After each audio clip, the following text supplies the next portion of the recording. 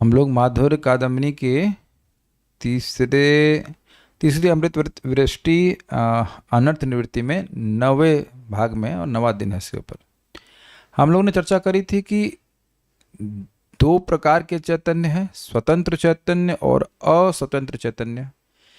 अस्वतंत्र चैतन्य में स्वतंत्र चैतन्य में बात हुई थी भगवान विष्णु जो कि माया का स्पर्श नहीं करते हैं, और भगवान शिव जो कि विष्णु ही हैं लेकिन लीला के द्वारा माया का स्पर्श करते हैं। तो ये बात आई थी।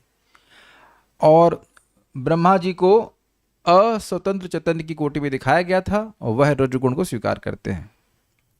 तो एक भावना एक मन में आ सकती है बात कि अच्छा रजोगुण तो तमोगुण से श्रेष्ठ माना जाता है, तो ऐसा तो नहीं कि ब्रह्मा जी तत्वतः शिव जी से श्रेष्ठ हों। तो इस बात को, इस शंका का समाधान करते हुए ये सेक्शन शुरू होता है। एक दृष्टिकोण से तमोगुण रजोगुण की अपेक्षा श्रेष्ठ है। यद्यपि रजोगुण तमोगुण से श्रेष्ठ होता है, लेकिन एक विशेष दृष्टिकोण से तमोगुण रजोगुण की अपेक्षा श्रेष्ठ है। ये इसकी हेडिंग है, ये समझिएगा। बहुत सूक्ष्म विचार होगा, ध्यान से सुनिए सब लोग। श्रीमद् भागवत में कहा गया है, यह है 1.2.24। मैं नंबर डालना भूल गया लेकिन आप लोग नोट कर लीजिएगा। 1.2.24 मेरे पीछे बोलिए। इस दूसरे अध्याय में डिविनिटी एंड डिवाइन सर्विस, भगवत्ता क्या है और भगवान की सेवा क्या है, इसका वर्णन किया गया है। तो भगवत्ता का निर्धारण किया जाएगा, भगवान कौन है ये निर्धारण कर रहे हैं। तो उसमें एक उदाहरण दे रहे हैं कि जैसे तमोगुण से रजोगुण और रजोगुण से सतोगुण श्रेष्ठ है, तो सतोगुण के अधिष्ठाता कौन है? भगवान विष्णु है। तो उनका ही सेवा करके व्यक्ति को कल्याण मिलेगा। तो एक उदाहरण दे रहे हैं कि जिस प्रकार से पृथ्वी से उत्पन्न होती है लकड़ी, और लकड़ी से उत्पन्न होता है धुआं, धुएं से उत्पन्न होती है अग्नि। लकड़ी को जब जलाते हैं तो धुआं भी उत्पन्न होता है प्रारंभ में, उसके बाद अग्नि प्रकट होती है। तो आप अग्नि से तो, धुएं से तो खाना नहीं पका सकते हैं, अग्नि से पकाएंगे, अग्नि से ही यज्ञ किया जा सकता है। लेकिन धुआं लकड़ी से श्रेष्ठ है और धुएं से श्रेष्ठ अग्नि है। तो लकड़ी हो गया तमोगुण स्थानीय, उसमें एक्शन नहीं है और प्रकाश नहीं है। धुएं में एक्शन है फैलने का लेकिन प्रकाश नहीं है, और अग्नि में एक्शन भी है और प्रकाश भी है। ये सबको समझ में आ गया? की बार में रिपीट करूं, लकड़ी में एक्शन है नहीं है, प्रकाश है नहीं है, उससे श्रेष्ठ हो गया धुआं, उसमें एक्शन है, एक्शन है, कुछ मूवमेंट है ना, और प्रकाश, कुछ हीट भी है, धुएं में हीट भी होती है, और प्रकाश नहीं है। अग्नि तत्व है लेकिन प्रकाश नहीं है। तो यानी कि ये भगवान की अनुभूति नहीं देने वाला है। अच्छा, सतोगुण यानी अग्नि जो है उसमें एक्शन भी है, उसमें अग्नि तत्व भी है और उसमें प्रकाश भी है। तो ये ब्रह्म का अनुभव देने वाला है। तो सतोगुण के द्वारा क्योंकि ब्रह्म का अनुभव होता है, इसलिए सतोगुण को श्रेष्ठ कहा जाता है।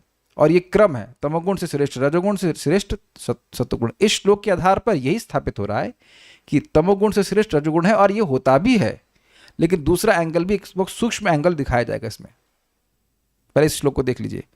पार्थिवाद दारुणो धूमस्तस्मादग्निस्त्रयीमयः, पार्थिवाद दारुणो धूमस्तस्मादग्निस्त्रयीमयः, तमसस्तु रजस्तस्मात् सत्वं यद् ब्रह्म दर्शनम्, तमसस्तु रजस्तस्मात् सत्वं यत् ब्रह्म दर्शनम्। पार्थिवाद दारुणो धूमस्तस्मादग्निस्त्रयीमयः, पार्थिवाद दारुणो धूमस्तस्मादग्निस्त्रयीमयः, तमसस्तु रजस्तस्मात् सत्वं यद् ब्रह्म दर्शनम्। तमसस्तु रजस्तस्मात् सत्वं यत् ब्रह्म दर्शनम्। बोलिए।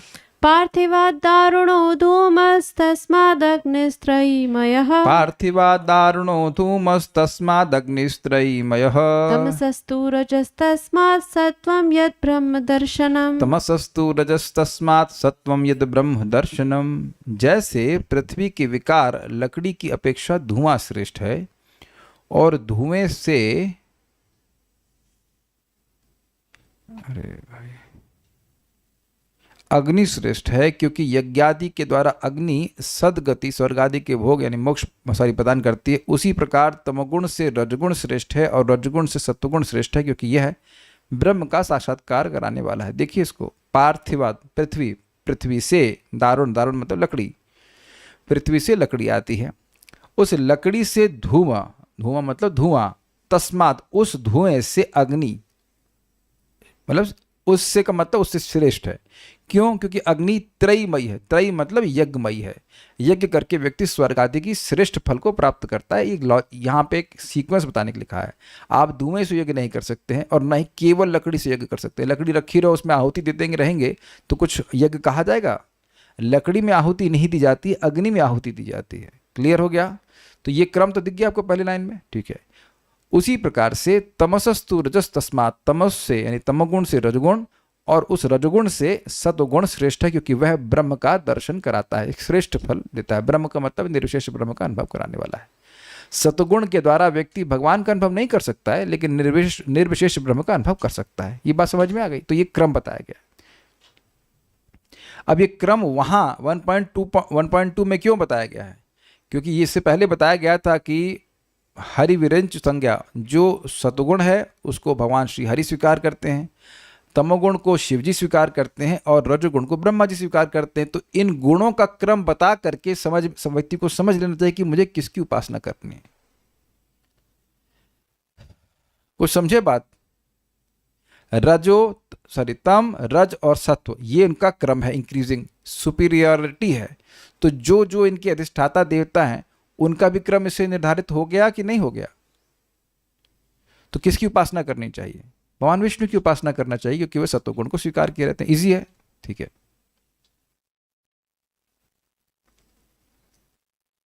तो ये फोटो डाल दिए सिंपल सी बात समझाने के लिए। लकड़ी है, इसमें धुआं भी है, उसमें अग्नि भी है, लेकिन श्रेष्ठता भी है।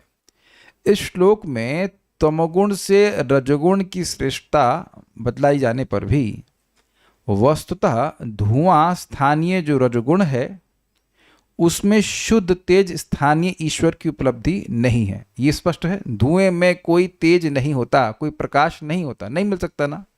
इजी है, ठीक है।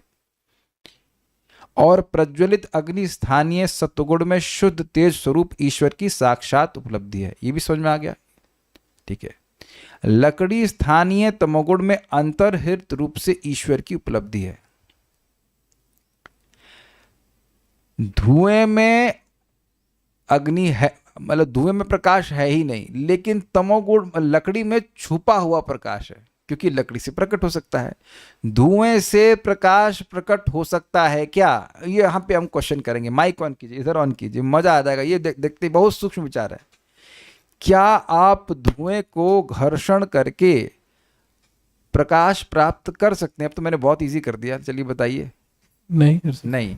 लकड़ी को घर्षण करके प्रकाश प्राप्त कर सकते हैं जी। तो कौन श्रेष्ठ है? लकड़ी। अब आप देखिए, ये एक अलग एंगल मैंने बताया ना, मैंने इसीलिए उसको थोड़ा सा, बहुत सूक्ष्म विचार है भाई। एक दृष्टि से धुआं लकड़ी से श्रेष्ठ है, लेकिन दूसरी दृष्टि से आप देखिए तो लकड़ी अगर आपको दे दी जाए तो उससे आप अग्नि प्रकट कर लेंगे, है ना। और लकड़ी क्या था? तमोगुण स्थानीय था। तमोगुण के स्थान पर लकड़ी को रखा जा रहा है, तो कह रहे हैं कि लकड़ी में अग्नि छुपी हुई है और वहां से लकड़ी, मतलब उसको घर्षण करेंगे तो लकड़ी अब प्रकट हो सकती है, सॉरी अग्नि प्रकट हो सकती है। लेकिन धुएं में तो किसी भी तरह से अगर धुएं को सेपरेट कर दिया जाए तो धुएं को कितना भी मथा जाए उससे प्रकाश नहीं मिल सकता है। तो इस दृष्टि से लकड़ी धुएं से श्रेष्ठ है, और इस दृष्टि से तमोगुण रजोगुण से श्रेष्ठ है। उसका कारण बता रहे हैं, मैं पढ़ूंगा फिर समझाऊंगा। ये पॉइंट समझ में आ गया ना, इस एंगल से। इसीलिए टॉपिक था एक दृष्टि से तमोगुण रजोगुण से श्रेष्ठ है, हर दृष्टि से नहीं, एक दृष्टि से। क्योंकि फिर तो बड़ा आसान हो जाएगा, भैया क्या साधना करना है, सो जाओ 10 घंटे 12 घंटे सोते रहो, वो बात नहीं है। लेकिन कुछ एक पॉइंट यहाँ बड़ा सूक्ष्म है। लकड़ी में जैसे अग्नि अव्यक्त रूप से विद्यमान रहती है, घर्षण आदि से उसका बाहर भी प्रकाश होता है। क्लियर है? अग्नि अव्यक्त रूप में लकड़ी में है, उसी प्रकार तमोगुण में भी अव्यक्त रूप से ईश्वर विद्यमान है। इसका मतलब क्या है? शिवजी हैं तो भगवान विष्णु ही, लेकिन वह तमोगुण को स्वीकार किए हुए। लेकिन ब्रह्मा जी रजोगुण को स्वीकार किए हैं, लेकिन वहां वह भगवान नहीं है, वह विष्णु तत्व नहीं है। इसलिए शिवजी से श्रेष्ठ ब्रह्मा जी नहीं है, यद्यपि रजोगुण तमोगुण से श्रेष्ठ है। कुछ समझ में आए? है ना मजेदार? बस वेरी लाइक कभी कभी कुछ टॉपिक ऐसे होते हैं जो बुद्धि को एकदम से कितना घिस के चमका देते हैं। इस तरह से सूक्ष्म विचार करना ये तो आचार्यों के लिए ही संभव है। कुछ ग्रहण किया आपने? मैं फिर रिपीट कर रहा हूँ। देखिए, धुएं में प्रकाश है ही नहीं। प्रकाश मतलब भगवान कह लीजिए। धुएं में प्रकाश संभव ही नहीं है। अरे और समझ लीजिए, धुएं में प्रकाश इज इक्वल्स टू विष्णु तत्व। अब यहां से पकड़िए, प्रकाश इज इक्वल्स टू विष्णु तत्व। तो धुएं में, तो धुआं मतलब रजोगुण, तो रजोगुण की अधिष्ठाता कौन है? ब्रह्मा जी। तो वहां तो विष्णु तत्व मिलेगा ही नहीं।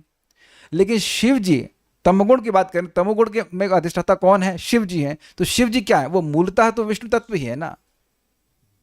तो कह रहे हैं कि तमोगुण में विष्णु तत्व मिल रहा है आपको, लेकिन रजोगुण में नहीं मिल रहा है।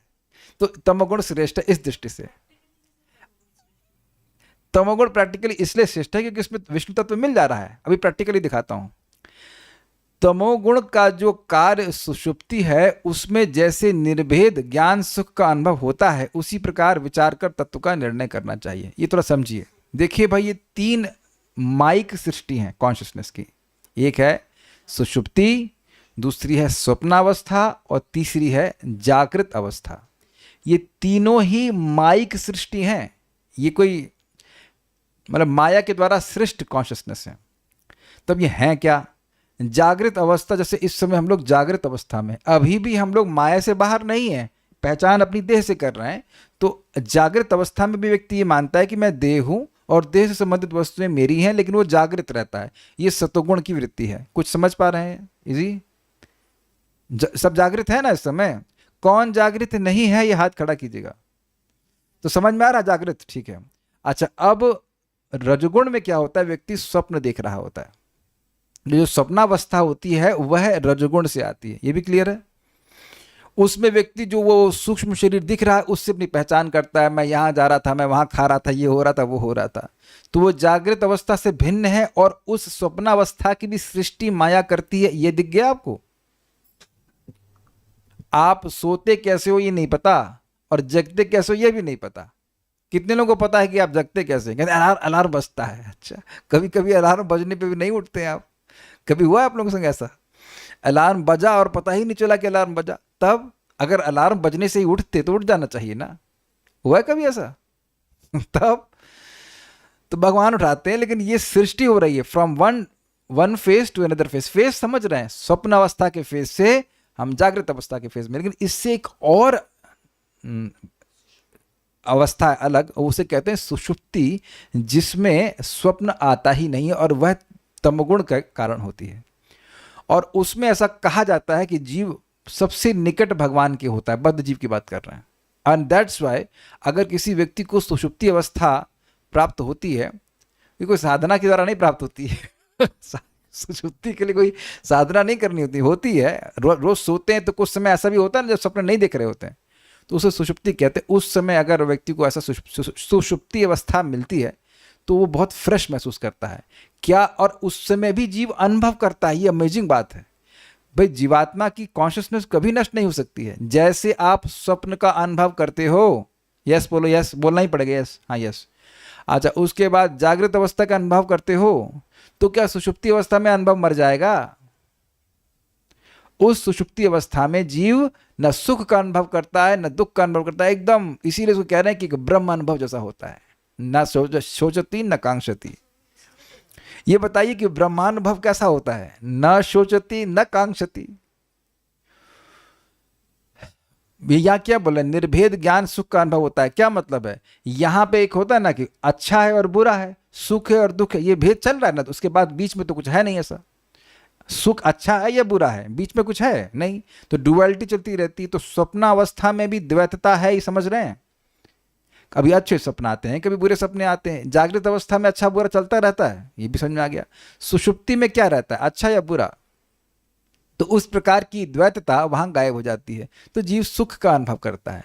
पता नहीं कितने लोगों को कभी ऐसा अनुभव हुआ है कि आपको खूब गहरी नींद आई ना। गहरी की नींद का मतलब क्या है बताइए? माइक पे बताइए, जल्दी से बताइए। गहरी नींद का मतलब क्या होता है? गहरी नींद मतलब कोई भी स्वप्न नहीं आए। Very good. तो स्वप्न नहीं आते तो उसके बाद, हाँ बोलो, उसके बाद कैसा महसूस होता है आपको? क्या कैसा लगता है उसके बाद? अच्छा लगता है। अच्छा लगता है। तो वो अच्छा लगा, वो कंटिन्यू हुआ ना। जैसे अभी आपने सब्जी खाई, कैसा लगा आपको? अच्छा लगा। तो वो एक एक्सपीरियंस था। अच्छी सब्जी खाई उस समय अच्छा लग रहा था, उसके बाद भी आपको बात बोलते में बड़ा अच्छा लगा। कभी रुक जाओ, खराब सब्जी खाने के बाद कैसा लगता है? अच्छा नहीं लगता। उस टाइम भी खराब लगता है, उसके बाद भी आपको को लगता है कि बड़ा खराब लगा, बड़ा खराब खाना है खाया। ये मैं समझाने का प्रयास कर रहा हूं इस तरह से कि यद्यपि आप सुषुप्ति का वर्णन नहीं कर सकते हो, लेकिन उसके बाद जो आपको सुख मिला उससे अनुभव कर लेना चाहिए कि भाई सोने से पहले मैं सुखी नहीं था, सोने के बाद मैं सुख का अनुभव कर रहा हूं। वो जब उठा, इसका मतलब है कि कुछ सुख वहां भी मैंने अनुभव किया। मैं समझा पाया क्या? हाँ बोलिए।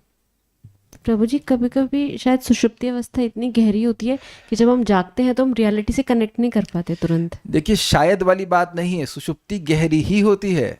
सुषुप्ति मतलब कोई स्वप्न नहीं, basically your mind is stopped. Do you agree? विचार कीजिए कि अगर माइंड थोड़ी देर के लिए शांत हो जाए तो हम लोग खुशी का अनुभव करते हैं कि नहीं?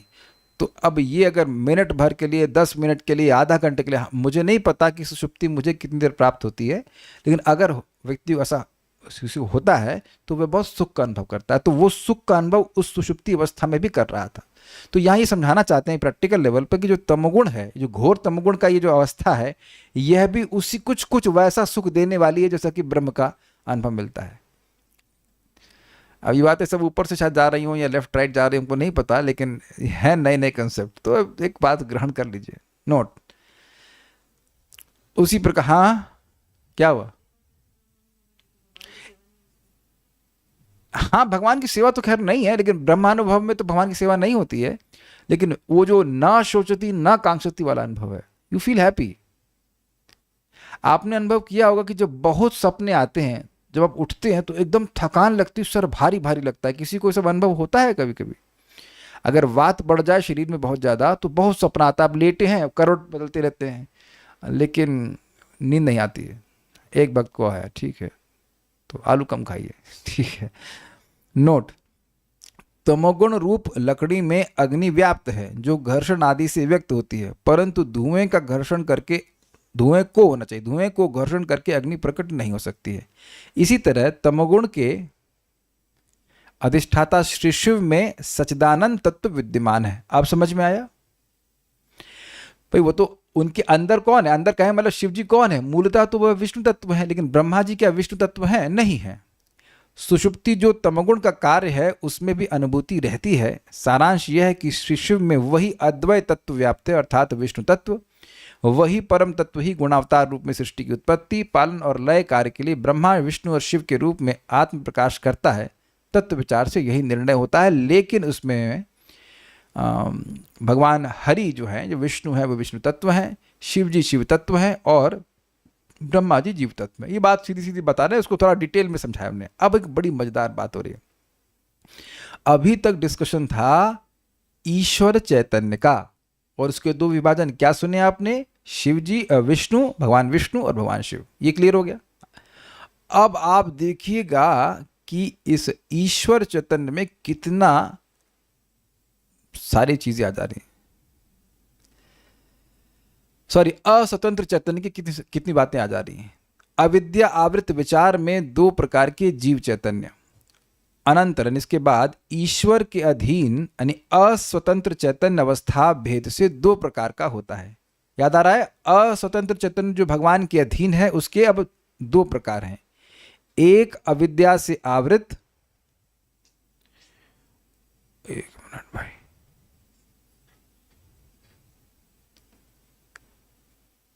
और दूसरा अविद्या से अनावृत चैतन्य है। ये दिख गया आपको? भाई हम लोग क्या हैं? अविद्या से आवृत, और जो मुक्त जीव हैं वो अविद्या से अनावृत। शुद्ध भक्त नहीं कह रहा हूं मैं, अभी मुक्त जीव कह रहा हूं। ध्यान से शब्दों का प्रयोग हो रहा है। अविद्या से आवृत और अविद्या से अनावृत।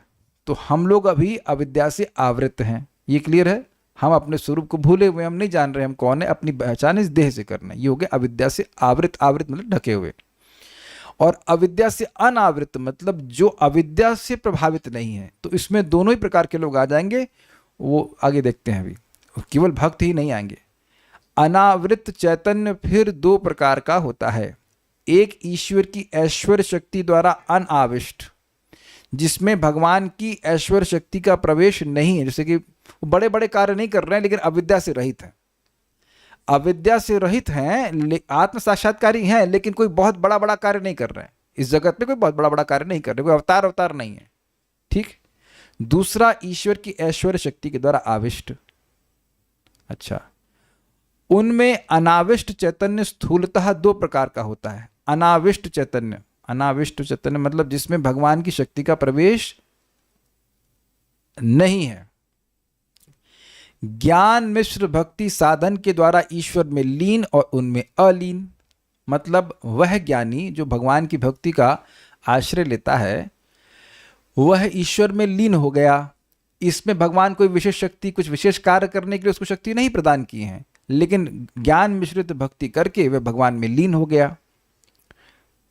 और दूसरे हैं अलीन अर्थात भगवान के भक्त, जो भगवान की भक्ति करके भगवान के रूप, नाम रूप गुण आदि का आस्वादन कर रहे हैं, कोई बहुत बड़े बड़े कार्य नहीं कर रहे हैं। They are just happy chanting Hare Krishna. समझ में आई बात? भगवान का नाम गुण कथा, जैसे विदुर जी को बहुत बड़ा कार्य तो नहीं कर रहे हैं, क्योंकि ग्रह को कंट्रोल कर रहे हो, ये कर रहे हो, ऐसा कुछ नहीं कर रहे हैं, जस्ट हैप्पी। लेकिन यमराज के रूप में, यमराज के रूप में भी महाभागवत हैं, वह भगवान में लीन नहीं हुए हैं, लेकिन यमराज के रूप में वह बड़े बड़े कार्य भी कर रहे हैं और भगवान की लीला रस का आस्वादन भी कर रहे हैं। तो वो उस कैटेगरी में नहीं आएंगे। यहाँ पे आ रहे हैं वह लोग जो अनाविष्ट हैं, उनमें भगवान ने कोई विशेष शक्ति नहीं दी है, लेकिन भगवान की भक्ति कर रहे हैं, खुश हैं, लेकिन भगवान में लीन भी नहीं है। अभी घबराइए मत, एक बार सुन लीजिए, फिर चार्ट दिखाऊंगा, समझ में आ जाएगा। उनकी पहली अवस्था शोचनीय, अर्थात जो ईश्वर में लीन हो गए वह शोचनीय। अब भाई देखिए क्यों शोचनीय है, देखिए इस पर विचार समझिए। जो ईश्वर में लीन है उसके दो विभाग हो गए, एक जो ब्रह्म में लीन है और दूसरे जो भगवान के स्वरूप में लीन होते हैं। समझे? अब सायुज्य कहते हैं, तो एक हो गया ब्रह्म सायुज्य और दूसरा हो गया ईश्वर सायुज्य। तो ब्रह्म सायुज्य में मतलब जो ब्रह्म ज्योति में लीन होता है, और ईश्वर सायुज्य जो भगवान के स्वरूप में लीन होते हैं। तो अब जो ब्रह्म सायुज्य में है उनको शोचनीय क्यों कह रहे हैं? क्योंकि इंद्रियां भी नहीं मिलेंगी और सेवा नहीं मिलेगी। लेकिन जो ईश्वर सायुज्य में है वो ज़्यादा खराब है। क्यों भाई? ब्रह्म ज्योति में तो भगवान है ही नहीं, तो इसलिए वहाँ भगवान के नाम रूप गुण लीला का आस्वादन ना कर पाए तो कोई बात नहीं। लेकिन जो ईश्वर में लीन है वो ईश्वर में प्रवेश करने के बाद, भगवान में प्रवेश करने के बाद भी उनको रूप, भगवान के रूप रस गंध का माधुर्य नहीं मिल रहा। बस जैसे मान लीजिए कहीं कोई फीस्ट ना हो रहा हो, ओके, है ना, एक भक्त को बोले कल एक भक्त की शादी है, तो बोले अच्छा प्रसादम होगा, तो अब अच्छा प्रसादम होगा तो तैयारी चल रही कि जाएंगे खाएंगे। अब मान लीजिए कोई न्योता नहीं होता तो अब आलू की सब्जी रोटी खा के सुखी है, कोई दिक्कत नहीं है। लेकिन अब न्योता है, नहीं इनको नहीं बोलना, ये तो बच्चे, ये उत्साहित है। अब सोचो अनंत, आप वहाँ जाओ, वहाँ पहुँच जाओ और सब लोग खाएं बहुत बढ़िया बढ़िया चीज़ और आपको सूखा चावल दी जाए, तो आप खुश होंगे? आपको क्या क्या खिलाते हैं ब्रेकफास्ट में? आज क्या खिलाया इनको? क्या खिलाया भाई? हाँ, दाल चावल। ठीक, तो अब दाल चावल के, घर में दाल चावल था, दाल चावल खा लिए, कोई दिक्कत नहीं। लेकिन अब फीस्ट चल रहा है, वहां पहुंच गए, तब वहां जाने के बाद भी केवल सूखा दाल चावल मिली तो कितना क्रोध आता है। ये सबको अनुभव है जब पंगत में बैठते हैं, अनुभव है। 13 आइटम थे, उसको 11 आइटम में संतुष्टि नहीं। आइसक्रीम लाओ, आइसक्रीम, अबे तो 11 आइटम तो खा ले। तो ये बड़ा सूक्ष्म विचार है, समझ पा रहे हैं? जो ब्रह्म सायुज्य में है तो भाई चलो कोई बात नहीं, भगवान दूर हैं, तुमको ब्रह्मानंद में सुखी हो जाओ। लेकिन ईश्वर सायुज्य कितना दुर्भाग्यशाली है कि ईश्वर में प्रवेश किया फिर भी भगवान के नाम रूप आदि का वह आस्वादन कभी नहीं कर पाएगा। तो ये सब सोचनीय है। कौन सोचनीय है? जो लोग भगवान में लीन होते हैं। लेकिन जो भगवान के भक्त हैं वो खूब मस्त हैं, वो खूब चापते हैं, इसे कहना चाहिए। द्वितीय अवस्था में श्री भगवान के माधुर्य का आस्वादन किया जा सकता है, इसलिए अशोच्य है। अशोच्य मतलब प्रशंसनीय है, भक्तों के बारे में बोलते हैं। आविष्ट चेतन भी फिर चिद अंशभूत ज्ञानादि और माया अंशभूत सृष्टि आदि ऐश्वर्य शक्ति के द्वारा आविष्ट होने से दो प्रकार का होता है। इनमें से पहले प्रकार में चतुस्सनादि और द्वितीय प्रकार में ब्रह्मा इत्यादि है। अभी समझाता हूँ, चार्ट समझाऊंगा, ऐसे समझाइए। ये चार्ट दिख रहा है आप लोगों को? कुछ दिख पा रहा है? चार्ट से एक ही बार में समझ में आ जाएगा। अस्वतंत्र चैतन्य कौन है? अब हमको कल्याण माइक लीजिए। अस्वतंत्र चैतन्य किसको कहते हैं? शिव जी को कि विष्णु को कहते हैं? जीव तत्व को। जीव तत्व को। क्यों कहते हैं अस्वतंत्र? क्योंकि वो स्वतंत्र नहीं है। बहुत सिंपल एक बात है, क्योंकि वह स्वतंत्र नहीं है। किसके किसके अधीन है वो? भगवान विष्णु का दिन। भगवान विष्णु। क्लियर हुआ? अब देखिए दो एरो बन रहे हैं, अविद्या अनावृत और अविद्या आवृत। तो अविद्या आवृत कौन हो गए? माइक बताइए, अविद्या आवृत कौन कौन लोग हो गए? हम सब, मतलब जो भी बद्ध जीव है वो अविद्या आवृत हो गया, चाहे वो देवता हो, चाहे असुर हो, चाहे सुर हो, चाहे कीट पतंग कुछ भी हो। तो इसमें तो व्याख्या करने की जरूरत है। 84 लाख योनि में जो भ्रमण कर रहे हैं और अविद्या से ढके हुए हैं, जो अपने स्वरूप का अनुभव नहीं कर रहे हैं आत्मा के रूप में, तो वह अविद्या आवृत हो गए। ईजी है, जहां कोई कठिनाई हो तो हाथ खड़ा कीजिएगा, ठीक है। अब आए अविद्या अनावृत, जो अविद्या से ढके हुए नहीं हैं। तो देखिए इसमें दो कैटेगरी हो गई, ईश्वर शक्ति द्वारा आविष्ट और ईश्वर शक्ति द्वारा अनाविष्ट। इसीलिए मैंने लाल और हरा कर दिया है। पहले ये समझ में आ रहा है आपको? ज्यादा बोलेंगे तो माइक आपके पास लगा देंगे, फिर सारे प्रश्न आपसे करेंगे। अभी नहीं, उनको पूछने दीजिए। हाँ पूछ रहा हूं। इसमें क्या समझ में नहीं आ रहा है बताइए? ये भी समझ में नहीं आ रहा कि क्या समझ में नहीं आ रहा है? क्या समझ में आ रहा है? ये क्या है? अविद्या अनावृत मतलब कौन है बोलो? मुक्त जीव। Very good. यहां भक्तों की बात नहीं हो रही है, केवल भक्तों की बात नहीं हो रही है। भक्त भी हो सकते हैं, ज्ञानी भी हो सकते हैं। Is it okay? Easy easy, ठीक है। अब अविद्या से अनावृत जो हैं उसमें दो प्रकार के हैं, ईश्वर शक्ति द्वारा आविष्ट। कल्याण प्रभु से क्या मतलब है? ईश्वर शक्ति द्वारा आविष्ट, जिनमें ईश्वर की शक्ति का आवेश है। जैसे इसमें करंट प्रवाहित हो रहा है, इस रिमोट में है ना, पावर हाउस का जो करंट है इसमें आ रहा है ना? नहीं आ रहा है। लेकिन इस माइक में आ रहा है कि नहीं आ रहा है? तो इस माइक में पावर हाउस का करंट आ रहा है कि नहीं आ रहा? माइक में बताइए। आ रहा है। और इस रिमोट में करंट आ रहा है कि नहीं आ रहा है? नहीं आ रहा है। तो यही दो विभाजन हो गया ना, ईश्वर शक्ति द्वारा आविष्ट और ईश्वर शक्ति द्वारा अनाविष्ट। एक जगह कुछ इस जगत में विशेष कार्य करने के लिए भगवान किसी विशेष जीव को, जो कि मुक्त है, जो अविद्या से ढका हुआ नहीं है, उसको एक विशेष शक्ति देते हैं। अच्छा ये बताइए, माइक पे लीजिए, बताइए कि यमराज जी अविद्या अनावृत हैं कि अविद्या आवृत हैं? अविद्या अनावृत। अनावृत हैं। अब ये बताइए कि उनको भगवान की कोई शक्ति मिली है कि नहीं मिली है? यमराज जी को मिली है। तो उन्हें कौन सी कैटेगरी में डालेंगे यहां पे जो लिखा हुआ है? ईश्वर शक्ति द्वारा आविष्ट। वेरी गुड, समझ में आ गया? वो भक्त हैं कि अभक्त हैं? भक्त है। भक्त हैं, ये तो समझ आ गया। ज्ञानी है कि भक्त हैं? भक्त है। 4 महाभागवत में उनका नाम आता है। आप समझ में आ रहा है सारी बात?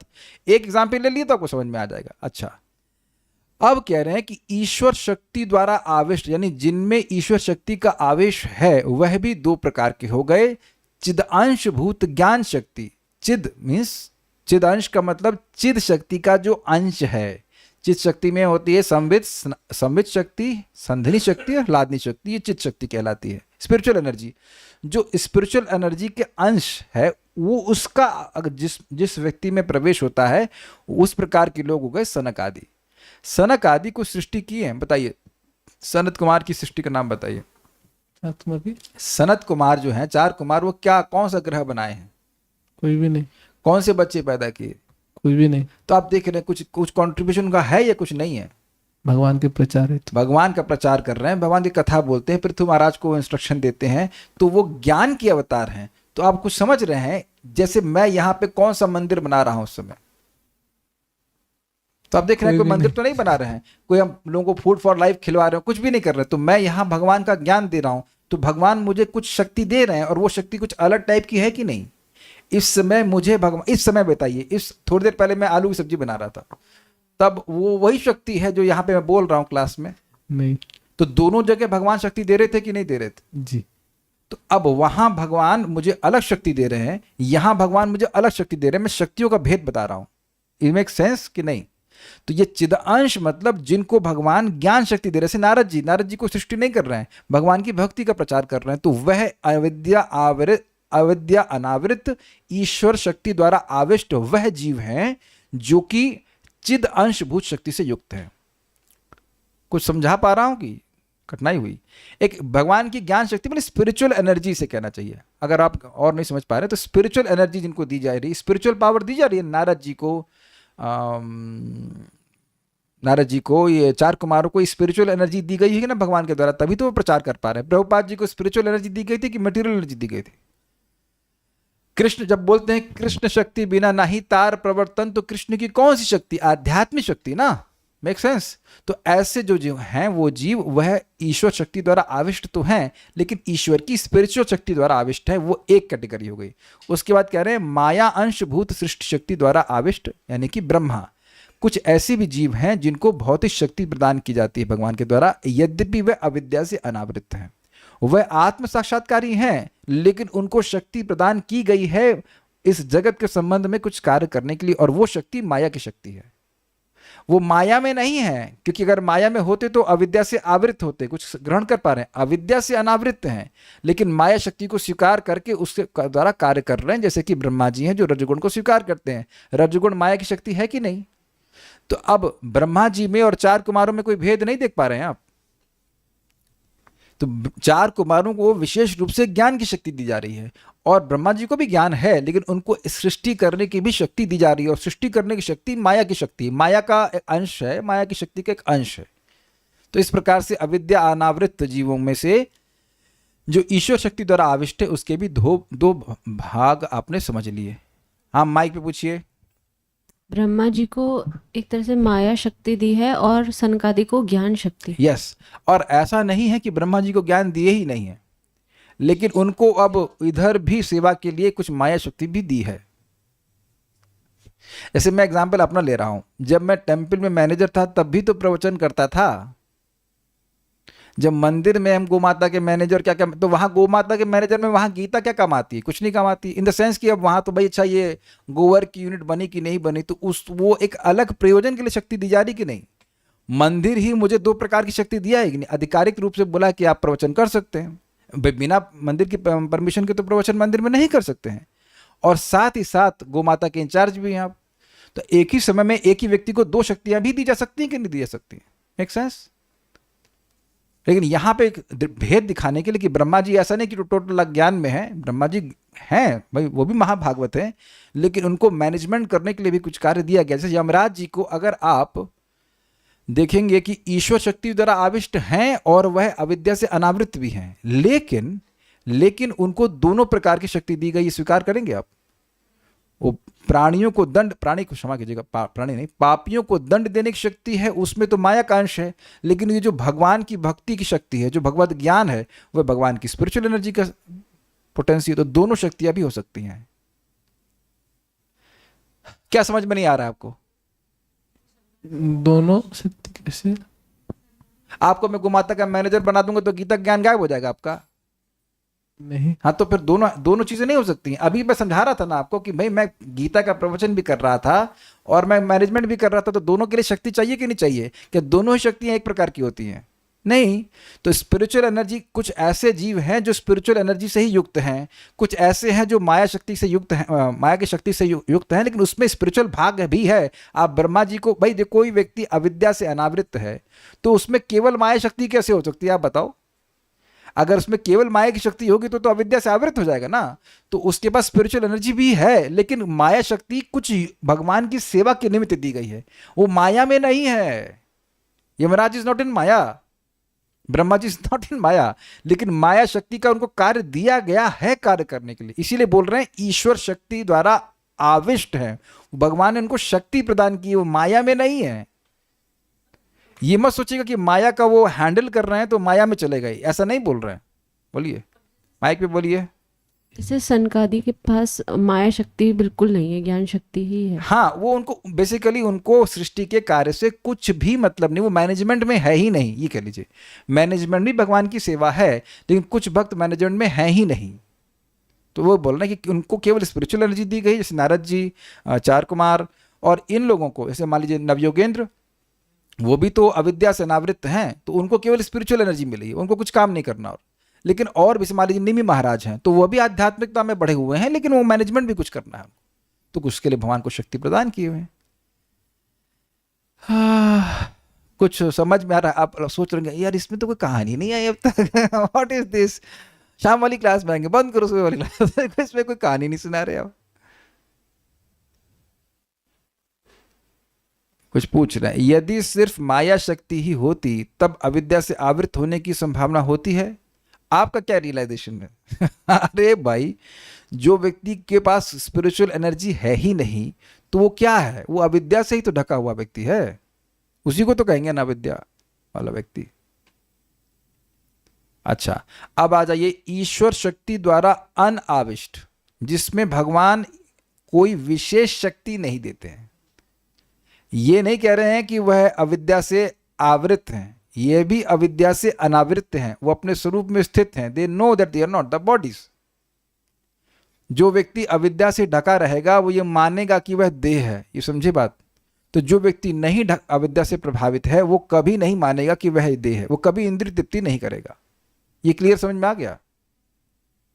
ये तो अब तो समझ में आ रहा होगा। तो अब ये लोग ईश्वर शक्ति द्वारा अनाविष्ट हैं, मतलब सेल्फ रियलाइज तो हैं, इनको अविद्या नहीं पकड़ी हुई है, लेकिन कोई विशेष कार्य जगत में नहीं कर रहे हैं, ना ज्ञान का प्रचार कर रहे हैं और ना ही कोई मतलब उनको, they are not basically, they are not in limelight, अगर ऐसे कहा जाए।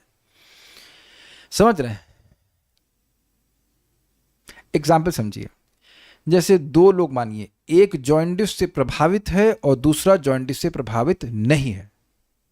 फाइन, तो चलिए, तो जो जॉइंटिस से प्रभावित है वो हो गए अविद्या से आवृत। ठीक, तो कल्याण प्रभु, आपको जॉइंटिस है? नहीं। ओके। क्या आप भारत के प्रधानमंत्री हैं? नहीं। क्या भारत के प्रधानमंत्री को जॉइंटिस है? नहीं। नहीं। तो दोनों लोगों में कॉमन है ना कि दोनों को जॉइंटिस नहीं है, लेकिन आप और मैं भारत के प्रधानमंत्री के रूप में कोई विशेष कार्य नहीं कर रहे हैं। लेकिन अब अगर खाना खाने की बात करें तो खाने का आस्वादन आप भी वैसे ही करेंगे जैसे कि भारत के प्रधानमंत्री। अब समझ में आ गया? सबको समझ में आ रहा है कि नहीं आ रहा है? इससे ज़्यादा एक्सप्लेन मैं नहीं कर सकता। I think this is very clear. समझ में आ रहा है कि नहीं आ रहा है? आप सभी लोग, मैं बताओ, किसी को जॉन्डिस तो नहीं है, सभी लोगों के सामने अगर थाली रख दी जाएगी तो खाना खाने में वो लोग कोई दिक्कत नहीं है, तो वहां कॉमन है ना, आप भी वैसे खा सकते हो, आस्वादन कर सकते हो जैसे कि अन्य लोग कर सकते हैं। लेकिन अब हम लोगों को प्राइम मिनिस्टर के रूप में विशेष कार्य करने की कोई शक्ति नहीं दी जा रही है। लेकिन इसका मतलब ये नहीं कि खाना खाने की शक्ति भी नहीं है, इसका मतलब ये नहीं कि खाने के आस्वादन करने की शक्ति भी नहीं है। तो जो अविद्या से अनावृत हैं उनको भौतिक भोग में कोई रुचि नहीं है, वो कोई इंटरेस्ट नहीं उसमें, वो आध्यात्मिक सुख में है, ये समझ में आ रहा है, लेकिन कोई विशेष कार्य करने की क्षमता नहीं है। They experience spiritual happiness, they have the ability और capacity to appreciate spiritual happiness, but they are not empowered to do some great things. English में बता दिया, हिंदी में समझ पा रहे हैं? आध्यात्मिक सुख अनुभव करने की क्षमता है उनके पास, वैसा ढकाव नहीं है, लेकिन कोई विशेष कार्य नहीं कर रहे हैं, अन्यों को जैसे वो लाइमलाइट में है ऐसा कुछ भी नहीं है। अच्छा, अब इसके दो विभाजन कर लीजिए। ज्ञान साधक जो निर्गुण ब्रह्म अथवा भगवान में लीन होता है, वह अविद्या से आवृत नहीं है, लेकिन या तो वह ब्रह्म ज्योति में लीन हो जाएगा या भगवान में, या फिर वह भगवान में लीन हो जाएगा। तो जो ब्रह्म ज्योति में लीन होगा वो शोचनीय है, क्योंकि भगवान के रूप गुण का आस्वादन वह नहीं कर पाएगा। लेकिन जो भगवान में लीन हुए वो और अधिक शोचनीय है, क्योंकि गुण आदि उपस्थित होते हुए भी उसको खाने को नहीं मिलेगा, ये बात है। और दूसरा कैटेगरी क्या है? भक्ति साधक जो श्री भगवान के नाम आदि के आस्वादक हैं, लेकिन जैसे कि मैं एग्जाम्पल दे रहा हूँ, जैसे कि बहुत सारे भक्त हैं जो नाम जप करके नाम के सुख में डूब रहे हैं, लेकिन उनका नाम आप जानते नहीं हो। ऐसा नहीं कि उन सबके नाम को आप जानते हो। मैं एग्जाम्पल देता हूँ, प्रभुपाद जी ने कहा, विदेश में अपने शिष्यों को कहा कि there are thousands of pure devotees in Vrindavan, only I am coming out to preach. तो अब मैं प्रभुपाद जी की विशिष्टता बता रहा हूं, प्रभुपाद जी शुद्ध भक्त हैं और नाम के प्रेमी हैं, लेकिन अब इनके एक और गुरु भाई थे, इनका नाम था श्रीला अकिंचन कृष्णदास बाबा जी महाराज, और वह भी नाम के महान प्रेमी थे, लेकिन he was not empowered to preach to in all over the world. आप कुछ अंतर समझ रहे हैं? वो बड़ा प्रेम करते थे, प्रभुपाद जी उनको बहुत प्रेम करते थे, they had very close relationship. अब देखिए, दोनों में एक गुण हम बताएंगे आपको। श्रील प्रभुपाद जी एक जगह प्रवचन कर रहे थे बॉम्बे में, घटना पता ही होगी कि यहाँ पे बड़ी प्रासंगिक है। तो प्रभुपाद जी बॉम्बे में प्रवचन कर रहे थे और बोल रहे थे, हमें केवल कृष्ण का नाम बोलना चाहिए, कृष्ण की कथा बोलनी चाहिए। प्रवचन की उसके बाद समाप्त हुआ तो उस कथा में पीएल सेठी जी भी बैठे हुए थे, पीएल सेठी नाम के व्यक्ति थे, और उसके बाद प्रभुपाद मैनेजमेंट की बातें करने लगे। वो चुपचाप सुन रहे थे। फिर उसके बाद प्रभुपाद कुछ अपना लेटर वगैरह लिख रहे होंगे एकांत में, तो वह उनके पास गए और उन्होंने कहा कि अभी आपने कहा प्रवचन में कि हमें केवल कृष्ण के बारे में बात करनी चाहिए, और अभी हमने देखा कि आप ये इतना सामान बिक गया, ये वो सब बातें आप कर रहे हो, तो हम इसको कैसे समझें। तो प्रभुपाद जी ने कहा अच्छा अपने कान को मेरी पीठ पे लगाओ। तो पीठ पे लगाए तो अंदर से उनको, प्रभुपाद नहीं बोल रहे थे, अंदर से उनको हरे कृष्ण सुनाई पड़ रहा था। अच्छा सीन चेंज कीजिए।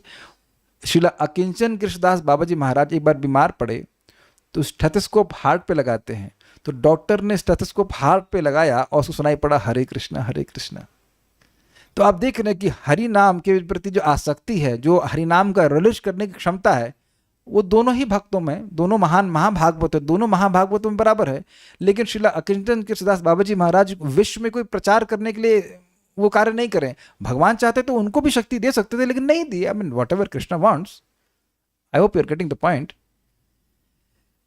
तो दोनों ही भगवान की भक्ति के आस्वादक हैं, लेकिन एक भक्त को विशेष शक्ति दी जाएगी तो वो होंगे अविद्या आवृत अनावृत ईश्वर शक्ति द्वारा आविष्ट, और जो कोई विशेष कार्य नहीं कर रहे हैं वह ईश्वर शक्ति द्वारा अनाविष्ट हैं लेकिन भगवान के भक्त हैं। तो उम्मीद है कि बात समझ में आ गई, और ये सभी अस्वतंत्र चैतन्य में आएंगे। ठीक है, पढ़ लीजिएगा एक बार, उसमें एक चार्ट और भी है, वो इसी चार्ट को लेकर के मैंने बनाया, तो आप समझ लीजिएगा। वो छोटा, बहुत छोटा दिखता तो नहीं दिखाई पड़ता। तो यहाँ क्लास समाप्त हो रही है, और तो कुछ बताना। ईश्वर में लीन मीन्स जब जीव प्रलय काल में लीन हो जाते हैं? नहीं। अच्छा प्रश्न किया ना। देखिए ईश्वर में लीन, बहुत अच्छा प्रश्न किया। देखिए एक होती है नित्य प्रलय, जो हमारा शरीर निरंतर नष्ट हो रहा है। दूसरी होती है नैमित्तिक प्रलय, जो ब्रह्मा जी के दिन के बाद होती है। तीसरी होती है तीसरी होती प्राकृतिक प्रलय, जो ब्रह्मा जी के पूरे दिन के बाद, पूरे जीवन के बाद समाप्त होती है, जिसमें सारे प्रकृति के तत्व भी नष्ट हो जाते हैं। और चौथी होती है आत्यंतिक प्रलय, जिसमें कि जीव दोबारा जन्म नहीं लेता है। ब्रह्मा जी की परम आयु भी समाप्त हो जाए, लेकिन जब फिर से सृष्टि होगी तो जिन जीवों को मुक्ति नहीं मिली है वह फिर इस सृष्टि में आएंगे, फिर उनको शरीर प्रदान किए जाएंगे। ये समझ रहे हैं? तो आत्यंतिक प्रलय जिसको प्राप्त हो गई, उसकी सूक्ष्म शरीर भी नष्ट हो जाता है और वह मुक्त होकर के ब्रह्म में लीन हो जाता है। तो उसकी बात कर रहे हैं। उन लोगों के लीन होने के बारे में बात नहीं कर रहे हैं जो कि ब्रह्मा जी के दिन के समय में या ब्रह्मा जी के जीवन समाप्त होने के समय में महाविष्णु में लीन हो जाते हैं। ब्रह्मा जी का दिन समाप्त होने पर गर्भोदकशय विष्णु में लीन होते हैं, और ब्रह्मा जी की जीवन अवधि समाप्त होने पर महाविष्णु में लीन होते हैं। उनकी बात यहाँ पे नहीं हो रही है। यहाँ पे उनकी बात हो रही है जो निर्गुण ब्रह्म में, ब्रह्म ज्योति में लीन हो जाते हैं, उनकी बात हो रही है। और कुछ पूछ रहे हैं? ध्रुव महाराज को दोनों शक्ति मिली? Well you can say that definitely. Dhruv Maharaj पूरे विश्व पे राज भी किए, उसके लिए विशेष शक्ति है, और भगवान की भक्ति भी की, लाइक दैट। हाँ बोली। ज्ञान मिश्र भक्ति क्या है? जिसमें भक्ति प्रमुख है और ज्ञान का भी अंश लिया जाता है। हाँ बोलिए। हरे कृष्णा प्रभु जी, जो भगवान में लीन का एग्जाम्पल क्या शिशुपाल भी होगा? देखिए पूरी तरह से नहीं, क्योंकि शिशुपाल पहले भगवान में प्रवेश करता है और वर्णन है लघु भागवतामृत में, उसके बाद भगवान के पास चला जाता है। Shishupal is a very special person, क्योंकि वो जय विजय के अंश हैं। लेकिन कुछ अन्य लोग होंगे जो भगवान में लीन हो जाते हैं। अब जो भी हो, जहाँ जाना नहीं उसके बारे में डिटेल क्या पूछना। नाम क्या जानेंगे, वो तो लीन हो गए ना। अब नारद जी का नाम जानने का मतलब है, अजामिल का नाम जानने का मतलब है जाएंगे वैकुंठ तो मिलेंगे, लेकिन अब ये लोग तो लीन हो गए तो उनसे क्या मिलना। ओके, उम्मीद है कि आपकी बुद्धि के लिए अच्छा पोषण मिला होगा, काफ़ी सारी बातें सीखने को मिली होंगी। This is really amazing stuff. ज्ञान मिश्रित भक्ति में भक्ति प्रमुख है या ज्ञान?